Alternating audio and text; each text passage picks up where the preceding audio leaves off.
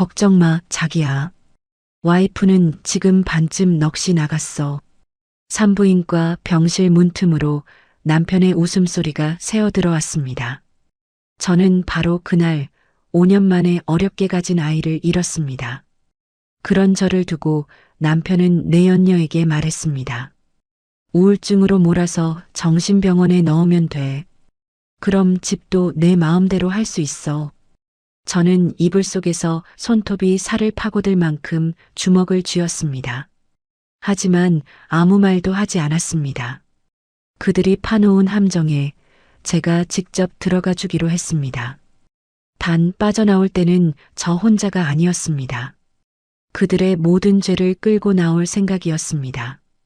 이야기 시작 전 저희 채널을 구독해 주시면 오늘 하루 큰 행운이 가득하시길 빌겠습니다. 오늘의 사연 시작합니다.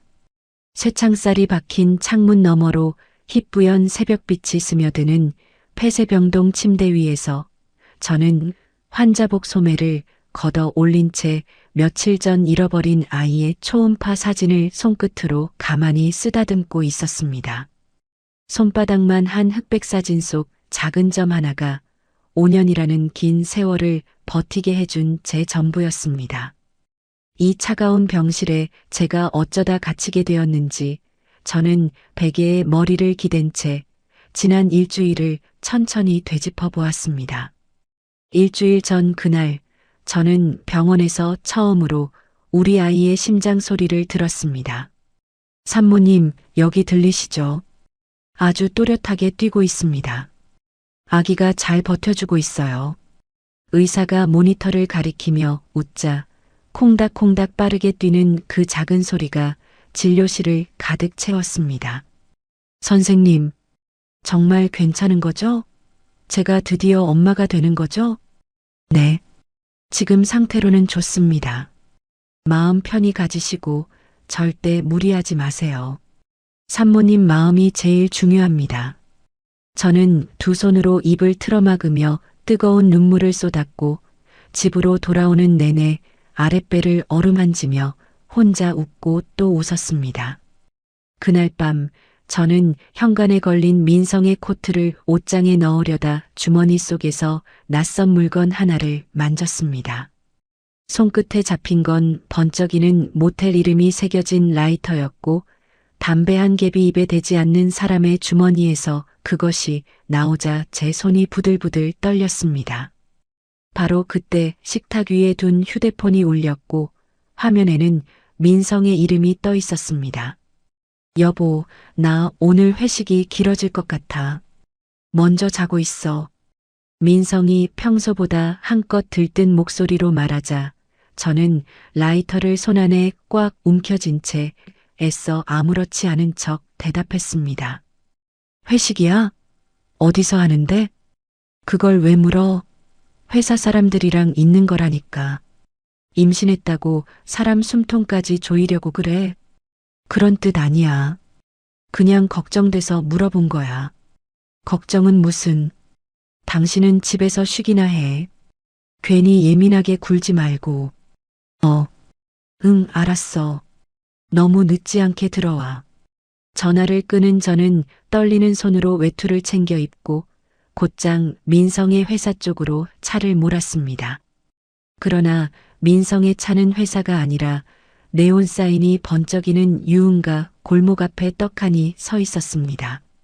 저는 길 건너 어둠 속에 차를 세운 채 운전석에 앉은 민성과 그 옆 조수석에 바짝 달라붙은 낯선 여자를 멍하니 바라보았습니다.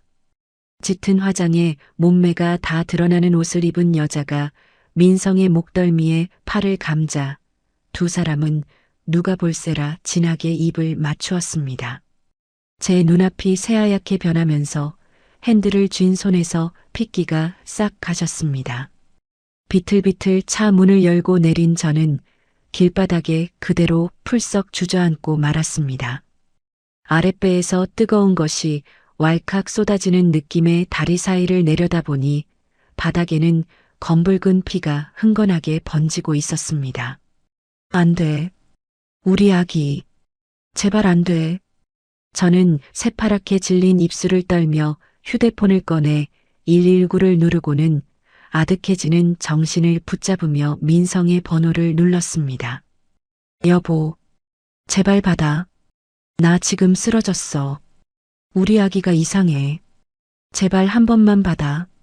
요란한 사이렌 소리와 함께 구급차가 밤거리를 내달리는 내내 저는 피투성이가 된 손으로 휴대폰을 붙잡고 민성의 이름을 불렀습니다. 여보, 제발 전화 받아. 우리 아기가 잘못됐어. 당신 아이잖아. 한 번만 받아줘. 하지만 길게 이어지는 신호음만 돌아올 뿐 민성은 끝끝내 전화를 받지 않았습니다. 10번을 넘게 걸어도 차가운 기계음만 들려오자 저는 들것에 누운 채 천장을 올려다보며 소리 없이 눈물을 흘렸습니다. 그렇게 저는 차디찬 수술대 위에서 끝내 우리 아이를 잃었습니다. 마취가 풀리고 무거운 눈꺼풀을 들어 올렸을 때 산부인과 병실 침대 옆에는 민성이 앉아 제 손을 잡고 있었습니다. 여보, 미안해. 정말 미안해. 내가 내 옆을 지켰어야 했는데. 민성이 제 창백한 손등에 얼굴을 파묻고 어깨를 들썩이며 굵은 눈물을 뚝뚝 떨구자 저는 그저 천장만 멍하니 바라보았습니다. 어젯밤에 어디 있었어? 제 목소리는 마른 종이처럼 갈라져 나왔습니다. 민성의 어깨가 아주 잠깐 굳었습니다. 어디 있긴. 회식 자리였지. 술을 너무 많이 마셔서 전화를 못 봤어. 내가 죽일 놈이야. 그래, 나 죽일 놈 맞아. 내가 10번 넘게 전화했어. 알아. 나도 봤어. 그러니까 지금 이렇게 미안하다고 하잖아. 당신도 지금 몸이 안 좋으니까 이상한 생각 하지 말고 그냥 쉬어. 이상한 생각? 그래. 당신 요즘 너무 예민했잖아. 임신하고 나서 별것도 아닌 일에 울고 화내고 의심하고 의사한테도 얘기해 봐야겠어. 당신 마음부터 좀 돌봐야 할 것 같아. 어젯밤 그 골목에서 본 장면이 눈앞에 또렷한데도 민성의 눈물이 어찌나 그럴듯하던지 저는 온몸에 소름이 쫙 끼쳤습니다. 잠시 후 민성이 전화 오는 척 슬그머니 병실 밖 복도로 나가자 저는 반쯤 열린 문틈으로 새어드는 목소리에 가만히 귀를 기울였습니다. 자기야. 걱정하지 마. 와이프는 지금 반쯤 넋이 나가 있으니까. 민성이 키득거리며 누군가와 통화하는 소리에 저는 숨을 죽인 채 이불을 와락 움켜쥐었습니다. 아니, 울긴 울지. 애 잃었는데 안 울겠어? 그런데 그게 오히려 잘 됐어. 지금 정신이 멀쩡하지 않다는 증거로 쓰기 딱 좋아. 전화기 너머에서 여자가 뭐라고 말했는지 민성은 낮게 웃었습니다. 그래, 맞아. 우울증이든 충격이든 뭐든 붙이면 돼.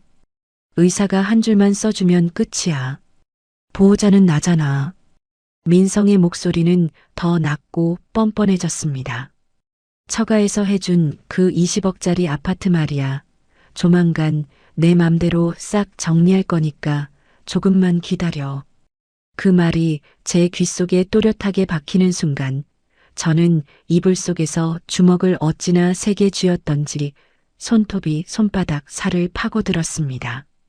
그 여자가 그 집 하나 믿고 버틴 건데 이제 그 집마저 없어지면 뭐가 남겠어. 빈 껍데기지. 민성은 숨소리까지 웃고 있었습니다. 당신은 걱정하지 마. 당신한테는 내가 새 아파트 해줄게. 그 여자 명의 집 팔아서 우리 둘이 깨끗하게 새 출발하자.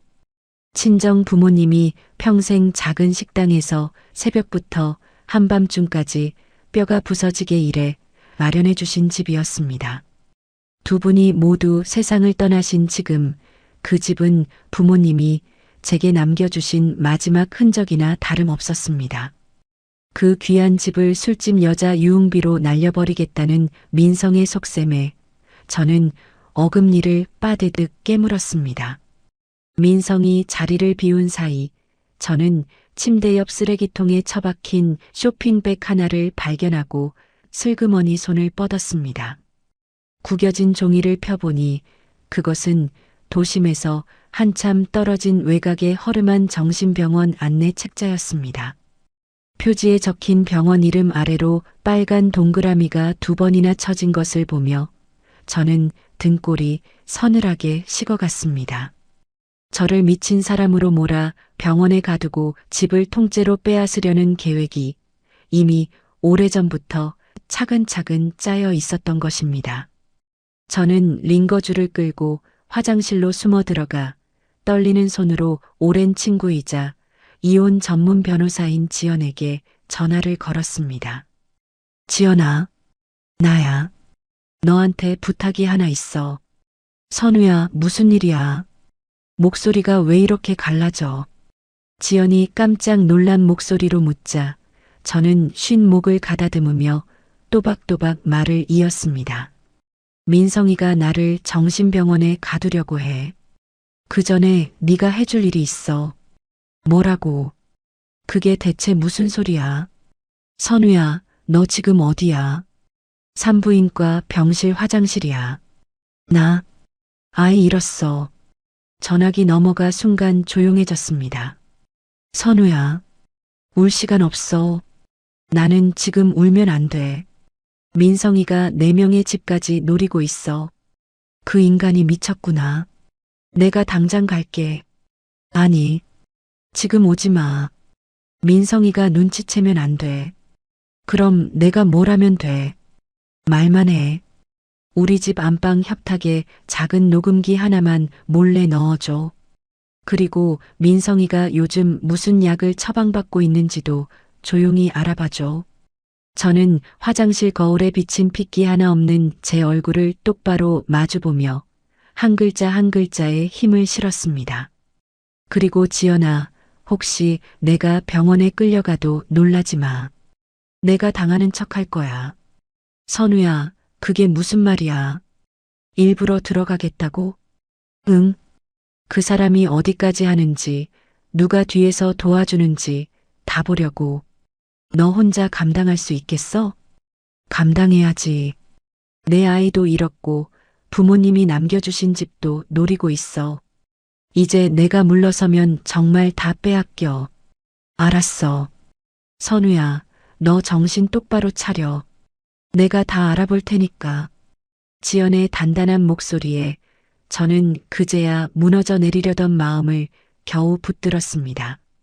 며칠 뒤 태어나던 날, 저는 민성이 모는 차 조수석에 말없이 앉아 흘러가는 창밖만 바라보았습니다. 운전대를 잡은 민성이 곁눈질로 제 눈치를 살피며 어색한 미소를 지었지만 저는 끝내 아무 대꾸도 하지 않았습니다. 여보, 너무 상심하지 마. 우리한테 또 기회가 오겠지. 민성이 제 무릎에 슬쩍 손을 얹으며 다정한 척 말하자 저는 그 손을 바라보며 속으로만 차갑게 웃었습니다. 당신은 지금 쉬는 게 제일 중요해. 내가 다 알아서 할게. 집 문제도 병원 문제도 당신이 신경 쓸 필요 없어. 내 집 문제를 왜 당신이 알아서 해? 제가 조용히 묻자 민성은 잠깐 입술을 굳혔다가 다시 웃었습니다. 우리 부부잖아. 당신 거, 내 거 따지는 게 어디 있어. 그래도 4명의 집이야. 여보, 지금 그런 말할 정신이 있어? 당신은 아직 제정신이 아니야. 애 잃고 충격받은 사람이 왜 자꾸 돈 얘기를 해? 돈 얘기한 건 당신이야. 제 말에 민성의 눈꼬리가 살짝 올라갔습니다. 말꼬리 잡지 마. 내가 당신 남편이야. 당신 보호자라고. 당신이 지금 정상인지 아닌지는 내가 제일 잘 알아. 그래. 그러니까 당분간은 내 말 들어. 괜히 고집 부리다가 더 힘들어지지 말고. 민성이 제 무릎에 올린 손에 힘을 주며 낮게 말했습니다. 당신을 위해서 하는 말이야. 정말로. 머릿속에는 오직 한 가지 생각만이 또렷하게 떠올랐습니다. 8년 전 친정 어머니의 신신당부에 따라 제 손으로 직접 동사무소에 걸어둔 그 잠금장치였습니다. 선우야, 사위가 내 재산에 함부로 손대지 못하게 단단히 막아둬라. 이제는 세상에 안 계신 어머니의 목소리가 귓가에 생생하게 되살아나자 저는 창밖을 응시하며 입꼬리를 차갑게 끌어올렸습니다. 제 아이를 죽음으로 내몰고 친정 부모의 피땀까지 삼키려는 저 사람들에게 저는 조용히 그 값을 치르게 할 생각이었습니다.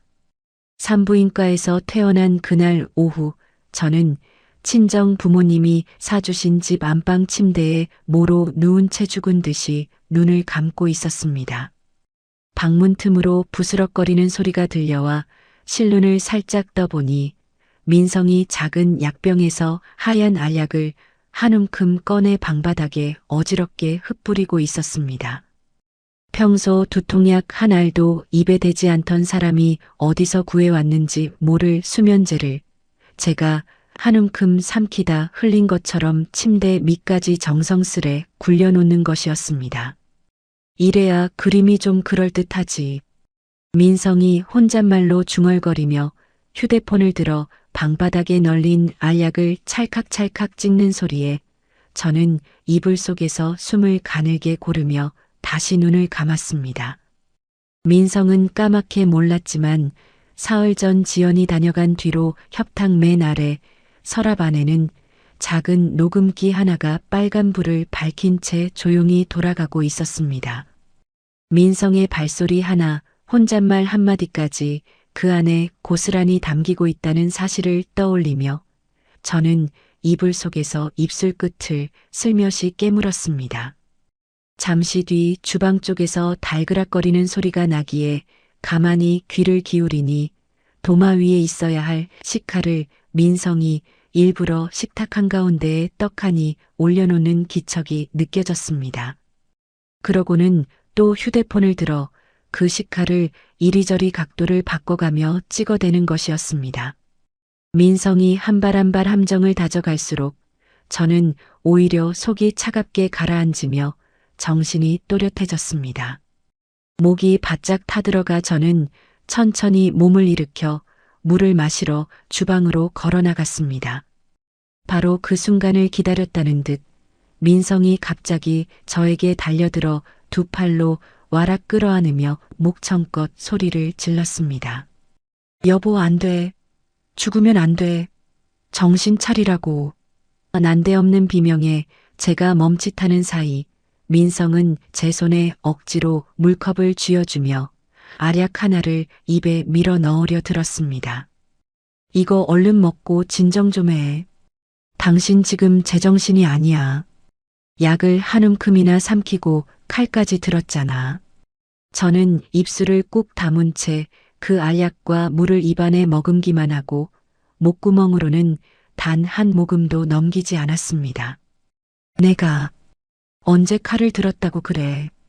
제가 가까스로 입을 떼자 민성은 못 들은 척 고개를 휙 돌리며 어딘가로 손짓을 보냈습니다. 그 소동이 채 10분도 지나지 않아 현관문이 쾅쾅 두드려지더니 곧 부서질 듯 거칠게 열렸습니다. 건장한 사내 둘이 흰 가운 비슷한 옷을 걸치고 성큼성큼 안으로 들어서자 저는 본능적으로 뒷걸음질을 쳤습니다. 이 집의 환자분 어디 계십니까? 앞장선 덩치 큰 사내가 무뚝뚝하게 묻자 민성이 기다렸다는 듯 저를 손가락으로 가리켰습니다. 저기 저 사람이에요. 약을 한 움큼 먹고 칼까지 휘둘렀다니까요. 빨리 좀 데려가 주세요. 저는 그 순간에도 정신을 바짝 차리고 있었기에 서류 한 장 내밀지 않고 다짜고짜 사람부터 끌어내려 한다는 걸 똑똑히 알아챘습니다. 의사가 진단을 한 것도 아니고 법이 정한 보호자 동의나 절차도 하나 없이 오로지 민성의 말 한마디로 벌어지는 명백한 불법이었습니다. 이거 나요. 나 멀쩡해요. 의사가 봤어요. 누가 진단을 했냐고요. 제가 또박또박 따지자 사내 둘은 들은 척도 않고 제 양팔을 우악스럽게 꺾어 뒤로 결박하더니 발버둥 칠 틈도 주지 않고 들것 위에 눕혀 끈으로 칭칭 동여맸습니다. 엘리베이터 앞 복도로 들것이 끌려나가자 인기척에 문을 빼꼼 열고 내다보는 이웃들을 향해 민성이 목 놓아 외쳤습니다. 여보, 정신 차려. 당신 이러다 진짜 죽는다고. 민성이 일부러 제 손을 붙잡고 흐느끼는 신용을 하며 이웃들 보란 듯이 연기를 하자 저는 차마 입을 열지 못하고 그 얼굴만 가만히 올려다보았습니다. 며칠 전 제 손을 잡고 악어의 눈물을 흘리던 그 얼굴이 지금은 동네 사람들 앞에서 가여운 남편 노릇을 천연덕스럽게 해내고 있었습니다. 들것이 단지 입구를 빠져나가는 순간 화단 옆에 선글라스를 끼고 서 있는 한 여자가 제 눈에 들어왔습니다. 며칠 전 그 골목에서 민성과 입을 맞추던 바로 그 여자가 비릿한 미소를 입가에 걸고 저를 내려다보고 있었습니다. 수고들 하세요. 여자가 사내들을 향해 나긋하게 인사를 건네는 것을 보며 저는 끓어오르는 분노를 입안 가득 머금은 약물과 함께 꾹 눌러 삼켰습니다. 여기서 소리를 지르고 몸부림칠수록 저들이 짜놓은 미친 여자라는 그림에 색칠만 더해줄 뿐이기에 저는 발악을 멈추고 그저 입을 꾹 다물기로 했습니다. 구급차가 한참을 달려 도착한 곳은 며칠 전 쇼핑백 속 책자에서 본 바로 그 외곽의 허름한 정신병원이었습니다. 낡은 철문 안으로 들것이 밀려 들어가자 흰 가운을 걸친 늙은 병원장이 안경을 축혀 올리며 어슬렁어슬렁 다가왔습니다. 보호자분 모시고 오셨구먼. 자, 여기 소견서에 도장 한번 받읍시다. 병원장은 들것에 묶인 제 얼굴은 쳐다보지도 않은 채 책상 위 서류에 쓱쓱 도장을 찍었습니다. 자해 위험이 있는 응급 환자라. 이 정도 적어두면 됐고. 민성이 슬그머니 흰 봉투 하나를 병원장 손에 쥐어주자 늙은 병원장이 입꼬리를 끌어올리며 그것을 가운 안주머니에 쑥 집어넣었습니다. 자, 이 동의서에 환자 지장만 한번 찍으면 다 끝납니다. 병원장의 말에 민성이 다가와 제 손가락을 억지로 끌어당기더니 인주를 묻혀 서류에 꾹 눌러댔습니다. 저는 약에 취해 정신을 못 차리는 척 눈을 개슴츠레 감은 채 저항하지 않고 손가락을 가만히 내맡겼습니다. 이윽고 두꺼운 철문이 쾅 하고 닫히고 발소리들이 저만치 멀어지자 저는 슬며시 눈을 떴습니다. 환자복 안주머니에 미리 숨겨둔 빈 약병을 꺼내 입안 가득 머금고 있던 약물과 알약을 조심스럽게 뱉어 그 안에 봉인했습니다. 손바닥 위 작은 약병을 꽉 움켜쥐며 저는 쇠창살 너머 시커먼 어둠을 향해 서늘한 눈빛을 던졌습니다. 저를 이 지옥에 쳐넣은 사람들은 자신들이 지금 무슨 무덤을 파고 있는지 아직 까맣게 모르고 있었습니다. 쇠창살 너머로 푸르스름한 달빛이 스며드는 첫날 밤, 저는 딱딱한 병원 침대에 누운 채 지금쯤 제 집에서 벌어지고 있을 일을 가만히 그려보았습니다.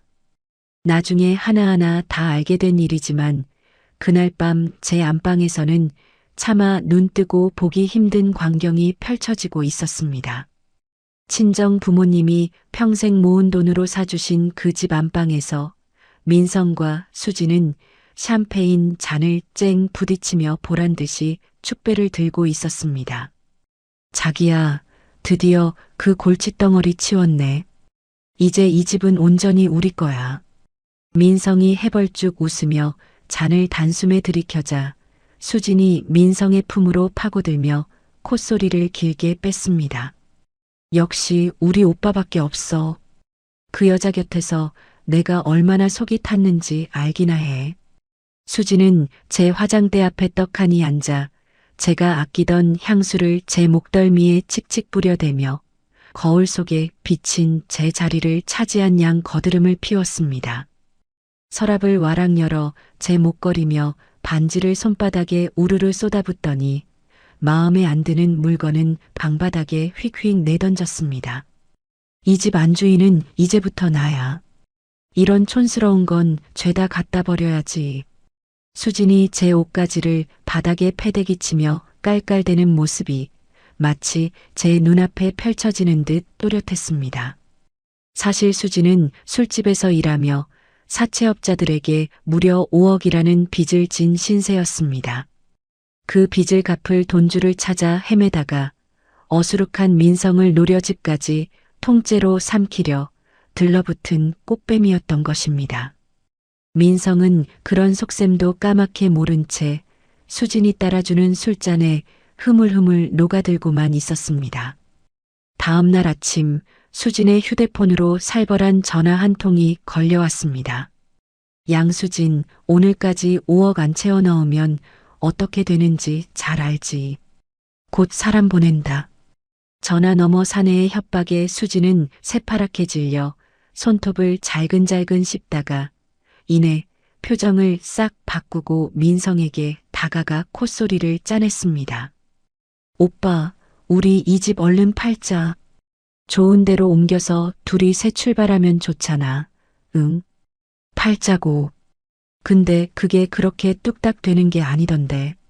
민성이 머뭇거리자 수진이 민성의 팔뚝에 척 매달리며 보챘습니다. 오빠가 이 집 주인인데 뭐가 걱정이야. 그냥 도장 한번 찍고 내놓으면 되는 거 아니야? 하지만 민성은 한 가지 사실을 까맣게 모르고 있었습니다.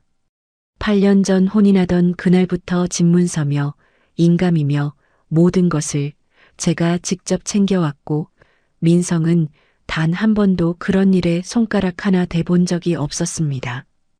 더구나 제가 그 무렵 동사무소를 찾아가 제 인감증명서만큼은 오직 저 본인이 직접 가야만 뗄 수 있도록 단단히 빗장을 걸어두었다는 사실조차 민성은 꿈에도 알지 못했습니다. 선우야, 사위가 내 재산에 손가락 하나 못 대게 미리미리 막아둬라. 친정어머니가 제 두 손을 꼭 쥐고 신신당부하시던 그 말씀에 따라 제 손으로 걸어둔 자물쇠가 8년이 흐른 지금 완벽한 철벽이 되어 그 집을 지키고 있었습니다. 어머니의 그 한마디가 이렇게 제 목숨줄을 붙들어 줄 줄을 그때는 저도 미처 몰랐습니다. 아무것도 모르는 민성은 수진이 슬쩍 내민 서류 뭉치에 호기롭게 도장을 꾹꾹 눌러 찍었습니다. 자, 됐지. 이제 집만 팔면 우리 둘이 평생 떵떵거리며 사는 거야. 민성이 의기양양하게 어깨를 으쓱였지만 정작 그 서류는 집을 파는 서류가 아니라 수진의 5억 빚을 대신 갚겠다는 연대보증 서류였습니다. 민성은 제 발로 빚구덩이에 머리를 들이미는 줄도 모르고 수진의 어깨를 끌어안으며 해실해실 웃기만 했습니다. 도장을 받아낸 수진은 민성의 등 뒤로 돌아서며 서늘한 조소를 흘렸습니다. 그러고는 제 화장대 서랍을 샅샅이 뒤져 신분증과 도장을 챙겨 가방에 쑤셔 넣고는 굽 높은 구두를 또각또각 울리며 밖으로 나섰습니다. 민성을 향한 사랑 같은 건 애초에 그 가방 속에 없었던 것입니다. 같은 시각 병원 안에 저는 배식구로 들어온 식은 밥을 묵묵히 한술 한술 떠넘기고 있었습니다. 밥알이 모래알처럼 깔끄럽게 목구멍을 긁었지만 저는 반격할 힘을 잃지 않으려 억지로라도 꼭꼭 씹어 삼켰습니다. 지금쯤 제 집에서 서로의 덫에 걸려 허우적대고 있을 두 사람을 떠올리니 저도 모르게 입가에 차가운 미소가 번졌습니다.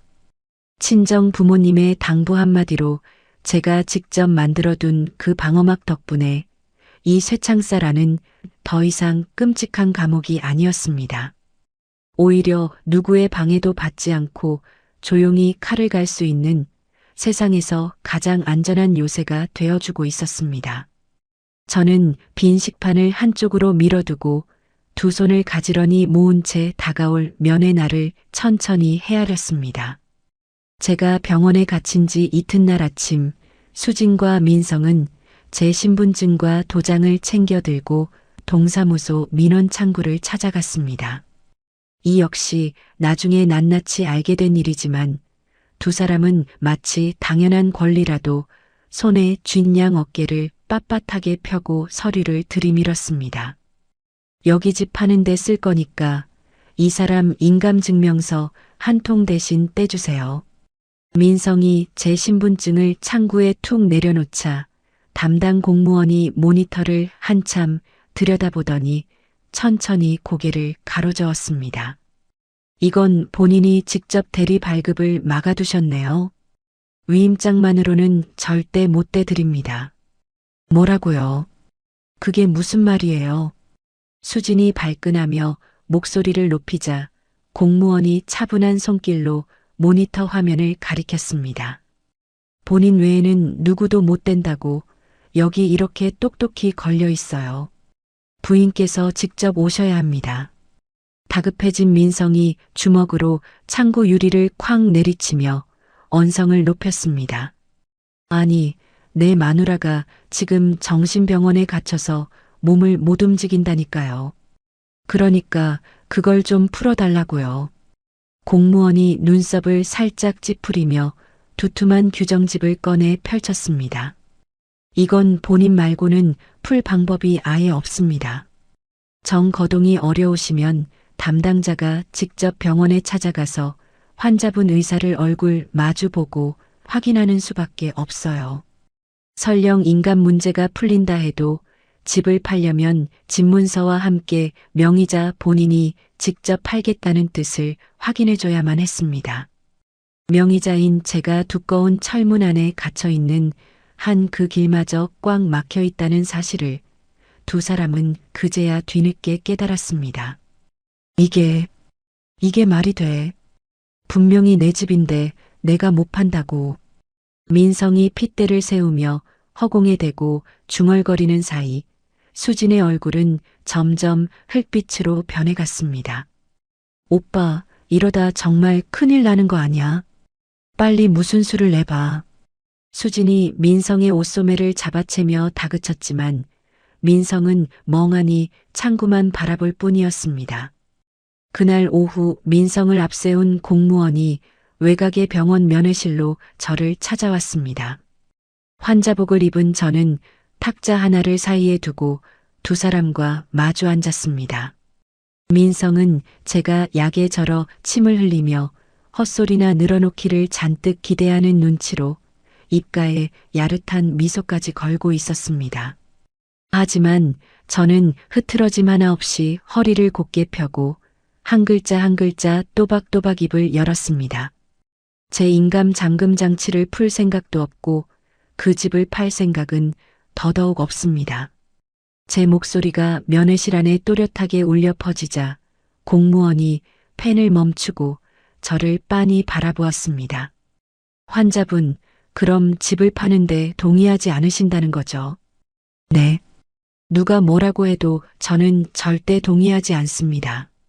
한 글자도 빼지 말고 똑똑히 기록해 주세요. 당황한 민성이 자리를 박차고 일어나 손가락으로 저를 가리키며 소리쳤습니다. 이 사람 미쳤어요. 정신이 완전히 나가서 지금 자기가 무슨 소리를 하는지도 모른다니까요. 여보, 미친 건 내가 아니라 당신이야. 내 정신은 지금 그 어느 때보다 또렷해. 제가 눈 하나 깜짝하지 않고 차분하게 받아치자 민성은 말문이 턱 막힌 듯 입만 뻐끔거렸습니다. 공무원은 제 또렷한 거절 의사를 빠짐없이 적어 내려가더니 서류를 탁 덮으며 자리에서 일어났습니다. 환자분 의사가 아주 분명하시네요. 발급은 불가합니다. 더 볼 것도 없겠어요. 공무원이 가방을 챙겨 먼저 면회실을 나서자 민성은 그 뒷모습과 저를 번갈아 보며 어쩔 줄을 몰라 했습니다. 복도에서 민성이 부들부들 떨며 저를 노려보았습니다. 저는 환자복 자락을 천천히 여미며 그 일그러진 얼굴을 향해 서늘하게 입을 열었습니다. 우리 엄마가 집 단단히 지키라고 신신당부해서 내가 내 손으로 직접 걸어둔 자물쇠야. 그걸 내 깎게 무슨 수로 풀겠니? 너 정말 이럴 거야. 평생 집문서 한 번 만져본 적 없는 네가 이제 와서 그 잠금 장치 앞에서 쩔쩔매는 꼴이 아주 볼만하다. 제 차가운 한마디에 민성의 얼굴이 시뻘겋게 달아올랐다가 이내 핏기가 싹 가시며 하얗게 질렸습니다. 8년 동안 제가 깔아둔 방패 위에서 떵떵거리며 살아온 주제에 민성은 그 방패의 존재조차 모르고 있었던 것입니다. 바로 그때 민성의 주머니 속 휴대폰이 부르르 울렸습니다. 화면에는 사채업자가 보낸 살벌한 독촉 문자가 떠 있었고 그것을 곁눈질로 흘끗 본 민성의 손이 덜덜 떨렸습니다. 왜 그래? 무슨 문자 왔어? 저는 일부러 모르는 척 물으며 사색이 된 민성의 얼굴을 천천히 뜯어보았습니다. 면회실 밖 복도 끝에서 그 광경을 지켜보던 수진이 입술을 잘근 깨물고는 황급히 발걸음을 돌리는 것이 보였습니다.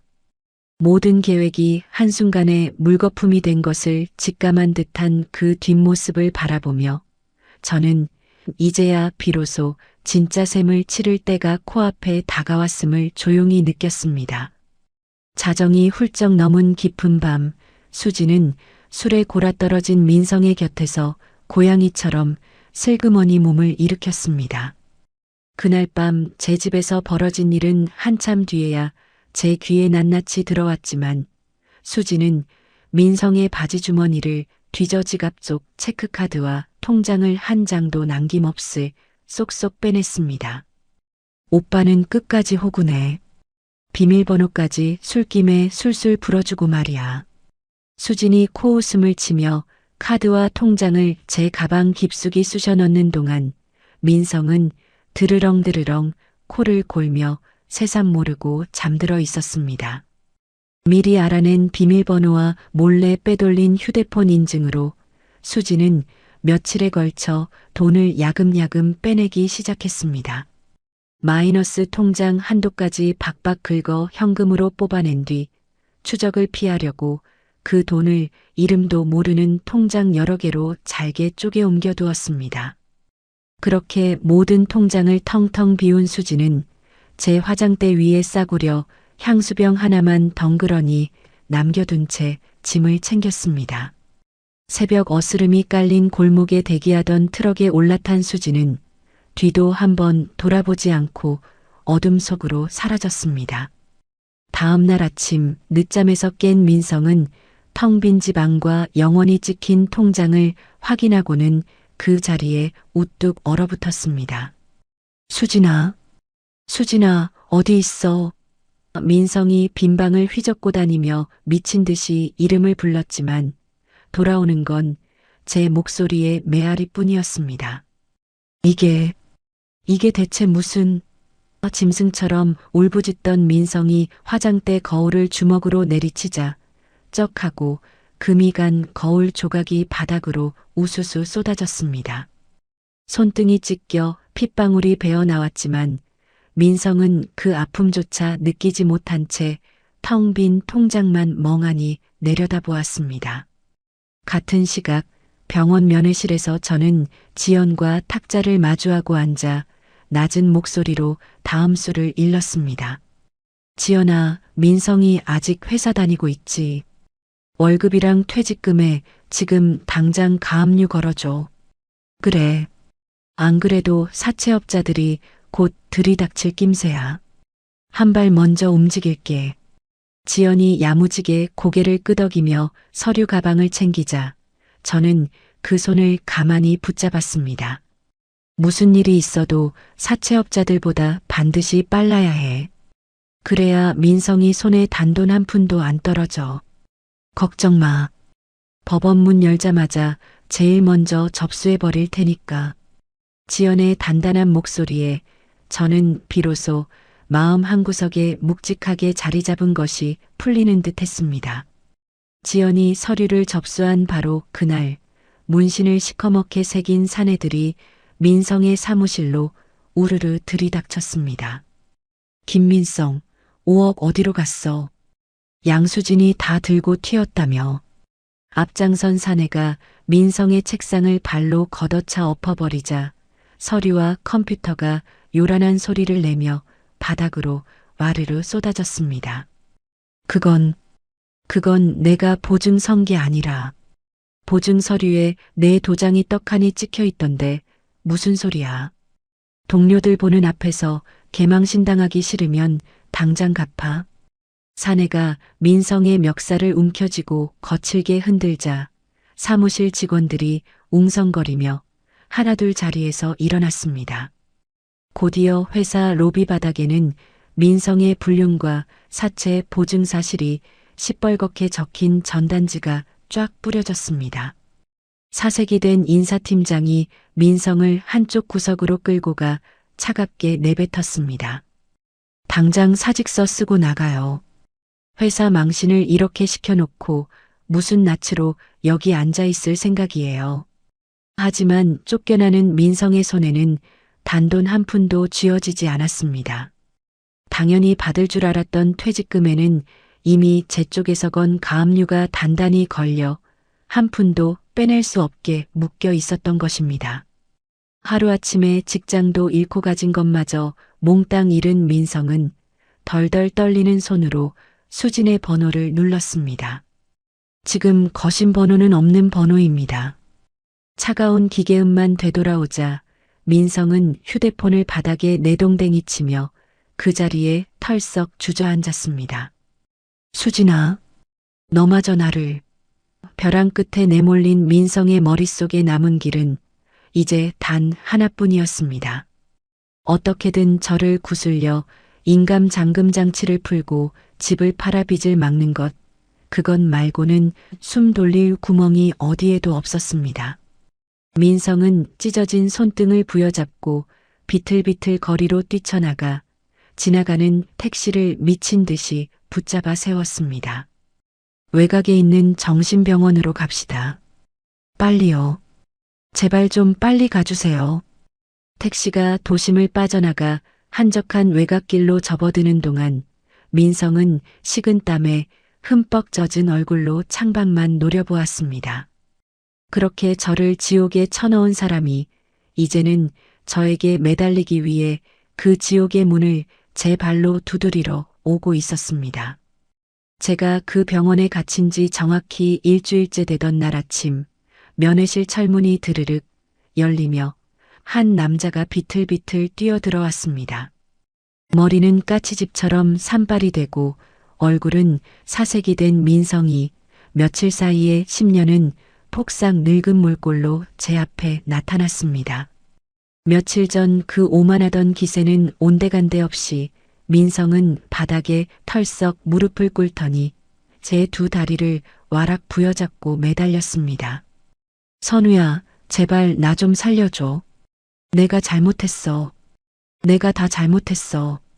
민성이 눈물 콧물을 쏟으며 바닥에 이마를 쿵쿵 찢자 까칠하게 자란 수염 위로 굵은 눈물방울이 줄줄 흘러내렸습니다. 그 여자한테 속아서 빚을 5억이나 짊어졌어. 제발 퇴원해서 인간만 풀어주라. 그럼 내가 평생 내 종으로 살게. 저는 제 무릎을 더듬는 민성의 더러운 손을 신고 있던 실내화 끝으로 천천히 밀어냈습니다. 아무런 감정의 흔들림도 없이 저는 텅 빈 눈으로 그 비참한 몰골을 가만히 내려다보았습니다. 종으로 살겠다고. 그 입으로 참 쉽게도 말이 나오네. 선우야, 진심이야.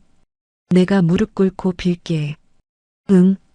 네가 내 아이를 죽음으로 내몰고 우리 친정 부모 피땀까지 통째로 팔아넘기려 한가치고는 아직 이 정도는 너무 가벼워. 제가 차갑게 내뱉자 민성이 고개를 번쩍 들며 핏발선 눈으로 저를 올려다보았습니다. 그건 내가 그때 잠깐 정신이 나갔었나 봐. 제발 딱 한 번만 용서해줘. 딱 한 번만. 너는 그날 구급차 안에서 내가 10번도 넘게 전화했을 때 단 한 번이라도 받아줬니? 제 한마디에 민성의 입이 턱 막히며 부들부들 떨리는 손가락이 면회실 바닥을 힘없이 긁었습니다. 저는 환자복 안주머니에서 작은 봉투 하나를 천천히 꺼내 민성의 눈앞에 살랑살랑 흔들어 보였습니다. 이게 뭔지 궁금하지? 네가 안방에서 약 뿌려놓고 혼자 북치고 장구치던 목소리, 여기 한마디도 빠짐없이 다 들어있어. 뭐라고? 그뿐인 줄 알아. 네가 나한테 억지로 먹이려던 그 약, 나는 안 삼키고 뱉어서 병에 그대로 담아뒀어. 내 이름으로 몰래 처방받은 수면제 기록까지 지연이가 싹 다 찾아냈고, 민성의 얼굴이 하얗게 질리다 못해 시퍼렇게 변하며 입술이 사시나무처럼 덜덜 떨렸습니다. 너 그걸 다 어떻게 해? 그래. 네가 나를 미친 사람으로 몰던 그 일 동안 나는 너를 감옥에 보낼 채비를 다 끝내놨어. 저는 봉투를 다시 가슴에 품으며 무너져 내리는 민성의 두 눈을 똑바로 마주 보았습니다. 바로 그 순간 면회실 문이 활짝 열리며 지연이 경찰관 셋을 데리고 성큼 들어섰습니다. 김민성, 남의 서류를 위조하고 멀쩡한 사람을 불법으로 가둔 죄로 체포합니다.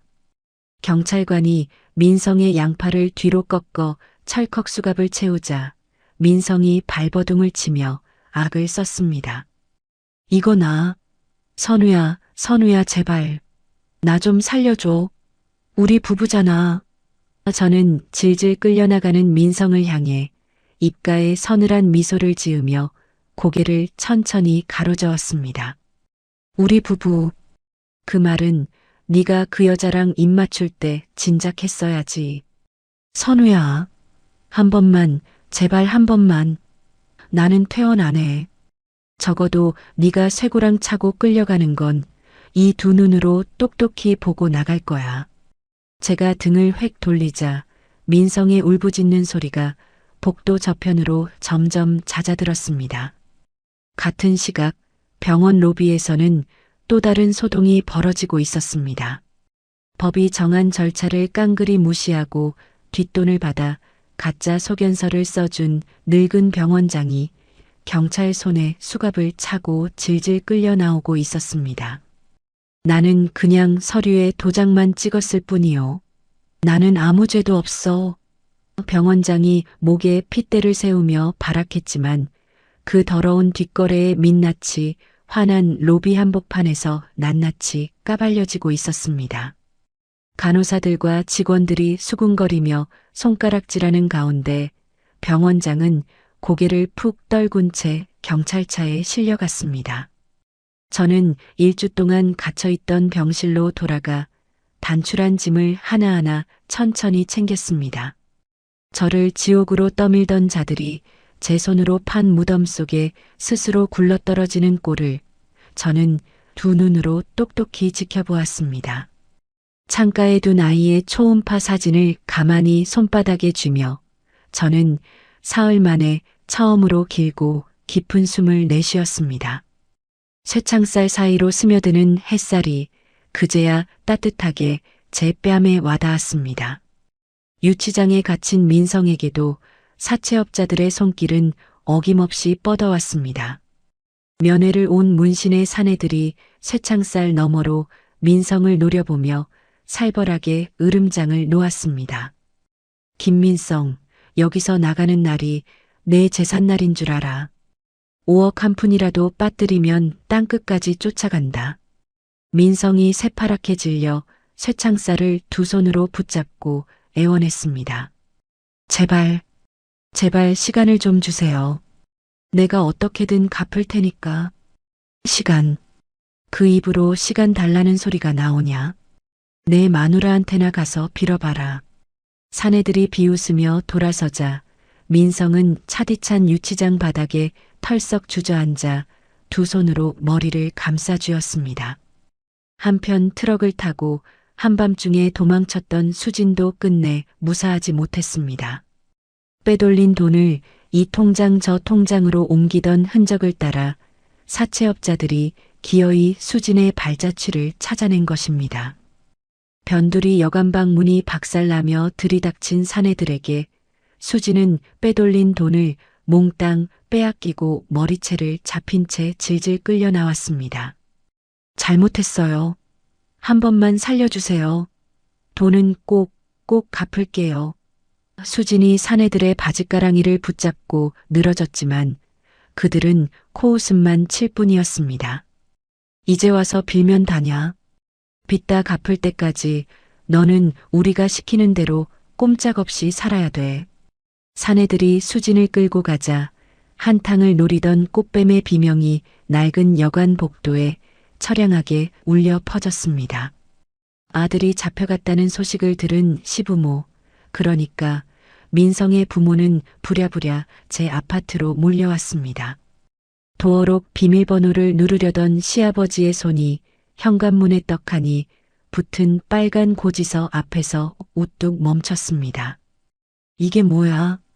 접근 금지라니. 아니, 이 집이 우리 아들 집인데 이게 무슨 소리야? 시아버지가 고지서를 부들부들 떨며 읽어내려가는 사이 시어머니는 복도 바닥에 털썩 주저앉아 통곡했습니다. 아이고, 내 새끼. 우리 민성이 불쌍해서 이를 어째.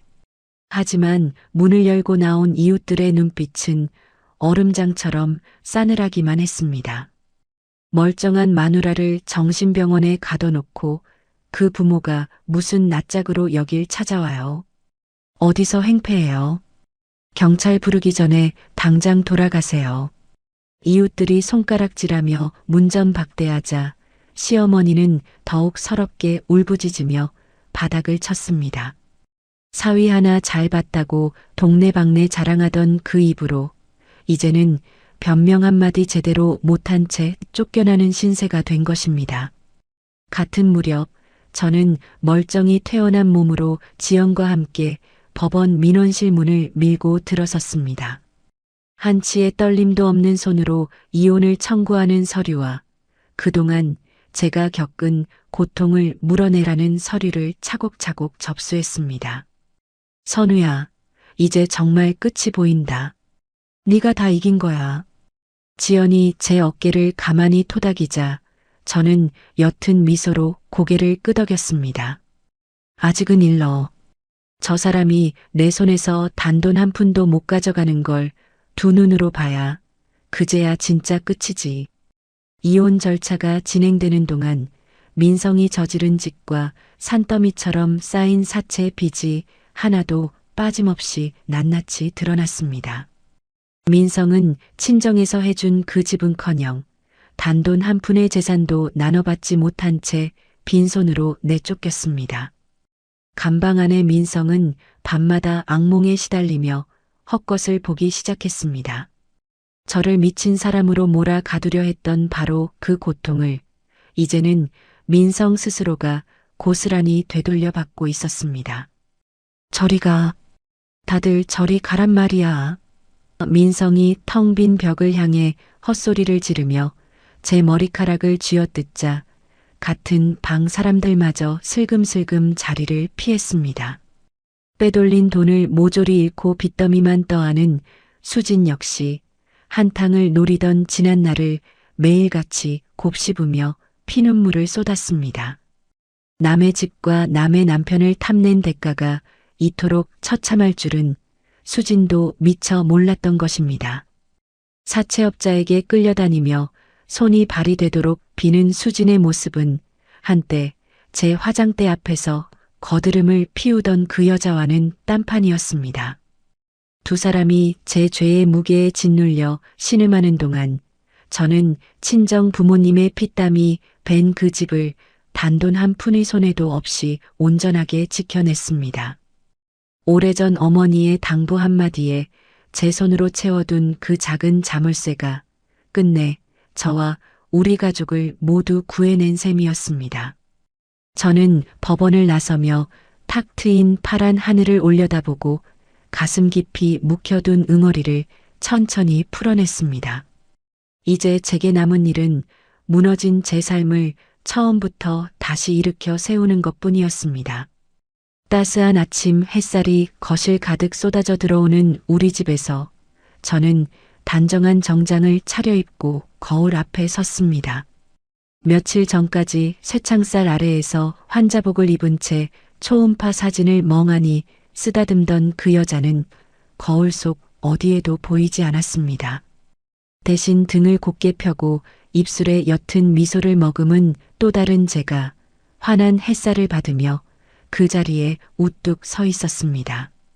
집안 곳곳에 들러붙어 있던 민성의 흔적은 모두 쓰레기 봉투에 꾹꾹 담겨 진작 버려졌습니다.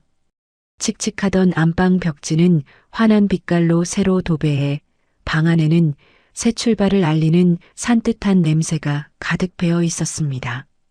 저는 서랍 깊숙이 넣어두었던 아이의 초음파 사진을 꺼내 햇살이 가장 잘 드는 창가에 가만히 세워두었습니다. 우리 아가, 엄마가 이제야 너한테 제대로 인사를 하네. 거기서는 아프지 말고 부디 편히 쉬어. 손바닥만 한 흑백 사진을 손끝으로 천천히 쓸어내리며 저는 차오르는 눈물을 애써 닦아냈습니다. 병원 침대 위에서 무표정하게 매만지던 그 사진을 이제는 따뜻한 햇살 아래에서 웃으며 어루만질 수 있게 된 것입니다.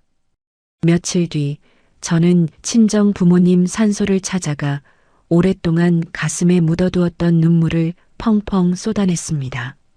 엄마, 아빠, 엄마가 그렇게 신신당부해서 내 손으로 걸어둔 그 자물쇠 덕분에 나 이렇게 무사히 돌아왔어. 무덤 앞에 엎드려 흐느끼는 제 어깨를 따스한 봄바람이 가만히 토닥여주는 듯 했습니다.